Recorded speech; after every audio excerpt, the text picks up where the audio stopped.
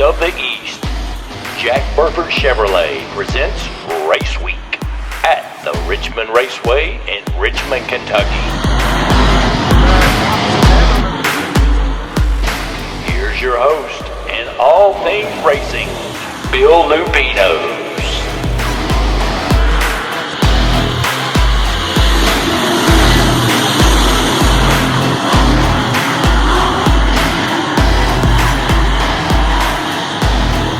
Hey everybody, I'm with Bill. Welcome back to Race Week, sponsored by Jack Burford Chevrolet and the Richmond Raceway. Bill, looks like you had a great weekend for racing. Tell us about it. Yes, we did. I mean, the weather was perfect. It was mid-60s, sunny, blue sky, nice little breeze. Even at night when it got a little colder, it didn't feel like it got down into the 30s or 40s like predicted. Right. I mean, it was just beautiful. You know, you had to bring out your hoodies, maybe a blanket or so, but we saw a lot of hot chocolate and coffee. That's perfect. That's perfect weather. It was really good. It was a really good night. Excellent. And by the way, you're wearing the new shirt, and you also have hoodies. Tell us about those. Yep, these are our brand new track shirts for the year from Arizona Sports Shirts. Actually got delivered about 11 o'clock Friday night, so we had to run around and get them going to, get them out that's in the great. That's souvenir stand and all. We have the shirts, the hoodies. Okay. You can find them on the website under the shop tab and order PayPal, ship them out. We actually shipped out a couple this morning. Okay.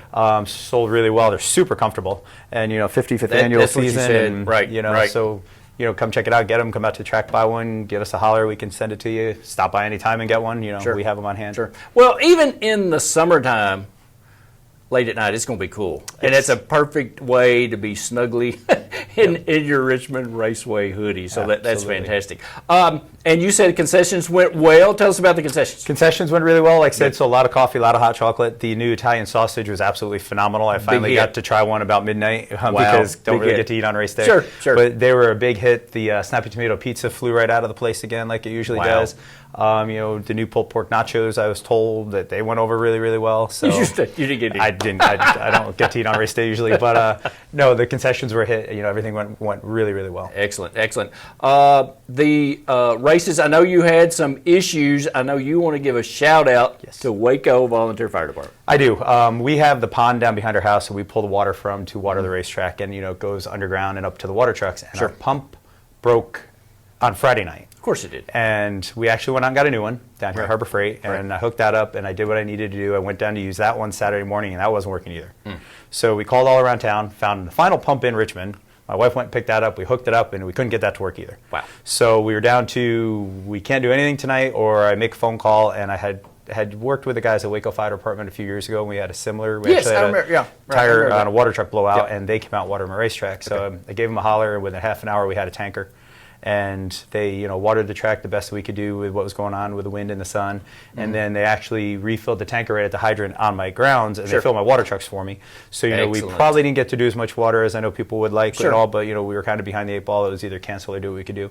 But I greatly appreciate, Jason over there. That's who I got in touch with at Waco Fire Department, and, they did a great thing for us. And I hope all the race fans appreciate them, support them. Excellent. Maybe make a little donation to help That's those guys right. out. Make your donation to the Waco Volunteer Fire Department because they appreciate always need donations. Absolutely. That's fantastic. Hey, maybe sometimes you can have a fire truck race. Yeah, I don't think so. So, it's really, you never want to cancel a race. No.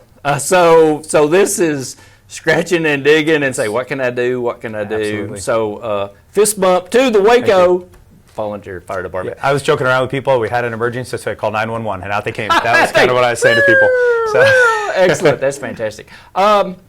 Now, tell us about some of the race results. What can you tell us about Saturday? Well, we were headlining the Ultimate Hard American Super Late Model Series. We had 16 show up to race with us. We ran, hot laps qualifying, a couple heat races, 50-lap feature. And we got rolling, and some good racing going on. And Zach Dome from Cross Lanes, West Virginia, who comes out and just dominates her place when he comes. Okay. Didn't qualify quite as well as he usually does. He started 7th, so mid-pack, and he just kind of started picking some people off on the high side and getting some on the restarts, and tucked into second place. And on lap 36, made his move, took the lead, and it was all over. And that was it? Yep. So Zach Dome came out and did his thing again. He's a great guy, a great group of people, great family, and he just did what he normally does when he comes out. Excellent. And we're looking forward to having him back May 15th for our next, or actually April 23rd. April for the World 23rd, Outlaws, so he's May coming 15th. back. Yes. Okay. Yeah, he actually said in his Victory Lane interview that he wants to come out and win our World of Outlaws race. And cool. We will see him April 23rd, and Zach just puts on a show every time he comes. Nice. And seeing him start mid-pack and just kind of picking his way through and doing his thing was entertaining. He did a great job. So tell us a little bit about the qualifying laps and stuff. When did the track open on Saturday? We started at 6. At 6 o'clock, yes. And then tell us how that worked. That people may not know how that works to qualify. We ran out hot laps for everyone. Okay. Just kind of shake the car down. We had both of our practices got canceled, so no one had been on the track, right. and wanted to see how the track was going to kind of take shape, and then also let them kind of shake the cars down. Okay. Then they roll out 2 cars at a time, 2 laps of qualifying. Okay. And you take their time. It's up on the scoreboard in the computer system, and then they line up for their qualifying heat races by their time. Okay, by their time. Yep. Okay, gotcha. And then, you run the heat races, and then that lines them up for the feature events. Excellent. So. And the feature event started what time on Saturday night? I'm thinking the super late model feature is probably around 9-ish, I'm thinking. Okay. 8:45 to 9-ish. Okay. I mean, we were totally done with the program by like 10:45. Okay. Well, and someone asked me about the show, because the show was a huge success last week, but somebody was telling me, like, how many laps do y'all run? They don't even know. Yeah, we ran 50 Saturday for the super late models. Okay, it's normally 25 for a regular show. The World of Outlaw event on the 23rd will be 40. Right. Okay. It depends on the event, but our modifieds on Saturday ran 20, our crate late models ran 20, and our super stocks ran 15. Okay. That's a normal Gotcha. show. Okay, But that's a normal show. throughout the year, when you have the bigger events, you'll see the 30, the 40, the 50 lap. 50 laps. We okay. don't go higher than 50 other than the Butterball, which is 59. Right. That's Other what than I'm thinking about. Yeah, Right. we don't go any higher than that. Okay, I've had good. some people ask me for a 100 lap race, and that's And like, we're not that's a doing that. long Yeah. race, people. That's a very long race. But the good thing about the show is that I got a lot of comments and questions.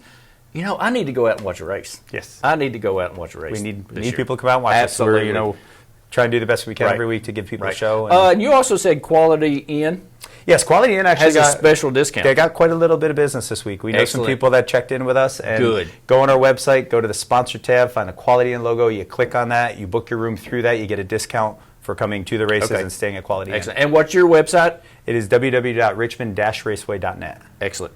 Not to be confused with the Richmond Raceway. Correct. Okay, good. Even though I get caught on that sometimes too, and I look it up and I go, and I go, wait a minute, wrong track. That's great though. So next race, April 23rd. Tell us about it. We are bringing in the World of Outlaws Morton Building late models, their first ever appearance at Richmond Raceway. Okay. They are a national touring series. Nice. And it's going to be the biggest event we've had since we've been there. I was actually just talking with them this morning to get some start times and different things figured out so we can get that out on all of our posters and out on the website and all that type of thing. And it's just going to be a phenomenal show. The big souvenir trailers will be there. All of these big name national drivers will be there. And it should just be super. Over the next couple of weeks, we'll put out some more information, get the posters out there, and all that type of thing. And of course, always watch your Facebook page, your website, and follow them on Twitter. Yep. Quick shout out to our support classes as well from Saturday. Oh yes, yes. Tell us about it. The Eagle Finance UMP Modifieds. Aaron that's Branham. right. Okay. Yep, Aaron Branham came out and just pretty much dominated the night. He was fast time. He won his heat race, took control of the feature, and was gone. And so that was it. Nice. He had put on a nice show for everyone. You just kind of sailed around track in good shape. Right. We ran our Chapter 1 Realty Group Pro Late models, and AJ Hicks. He came out. He was our track champion 2 years ago for the Pro Late models. Last year we didn't run him for points, but he was our champion 2 years ago. He came out and also did kind of the same thing. Just started outside front row and got the lead and just settled in. And AJ and his family are actually running Willard Speedway. They bought it last year, and that will be opening up. Where's that?